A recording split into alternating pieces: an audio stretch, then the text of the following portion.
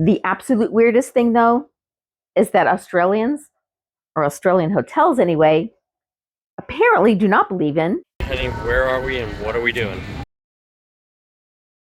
Anytime you travel to another country, you're going to find things that are, well, different. And certainly anyone traveling to the US is going to find things that are weird, unusual, quirky. Pick your adjective. These are meant to be observations of Australia from the perspective of us as Americans, and not at all a diss on Australia or the Australians. Because quite frankly, the only thing better than Australia are the Australians. That said, I'm going to start with the biggest surprise and really the only negative thing we have to say about our entire trip. The food is pretty bland. So we went out for Italian tonight because Denise and I have been complaining that much of the food we've had here in Australia lacks seasoning. So we're hoping the Italians are going to come to the rescue here. Now, we certainly didn't do high-end every meal, but we did visit a handful of nicer restaurants, and even then, we were never that impressed. Even their version of Mexican food was bland, and I'm a spice wimp. So, Australian taco. All right.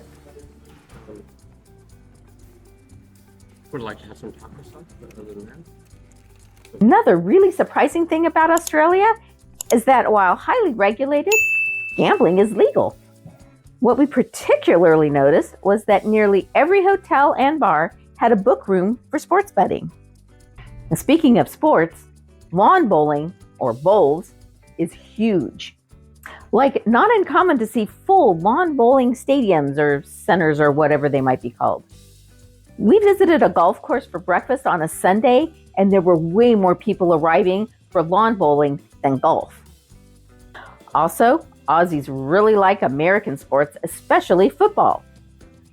Our football, not their football. Now, one surprising thing that we actually enjoyed was that the music of choice definitely leaned towards top 40s from the 1970s through the 2000s. We literally never heard a song that we didn't know and didn't like. Now, actually, at this restaurant, we're starting to hear some 80s music, and it's kind of a flashback, as I was saying. You know, Flashback for some of us. Well, yes, some of us didn't drink and have fun in the 80s, but... I drank and had fun in the 80s. Did you? Just listened to country music.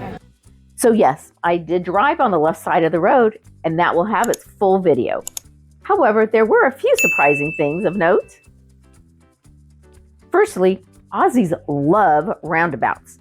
And coming from an area with very few, it added yet another stressor to the stress of driving on the left. That said, I do have to say that Aussie drivers, by and large, are pretty polite, at least on the open highway. No one really drove aggressively or super fast.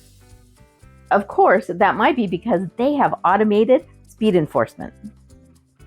You go too quickly through a speed enforced area and you'll automatically get a ticket in the mail. That might be why we saw so few police or highway patrol officers on our trip. As someone who appreciates efficiency, I'm going to file this next quirk in that category, and that is Aussies love shortening words. Macca for McDonald's, lolly for lollipop or sucker, brekkie for breakfast. Well, I'm gonna see what a breakfast burrito is like in Australia, or what they call here a brekkie wrap. Even the restroom hand dryer brand was Dolphy instead of Dolphin. These last things all have to do with our hotel stays. Every electrical outlet has its own power switch. I'm guessing because it's a higher voltage than in the US. Also, the light switches are opposite what you would find in the US, with up being off and down being on. Now, this also was true on a Norwegian cruise ship we were on a few years ago, so maybe we're the weird ones. Now, there were some very pleasant hotel surprises.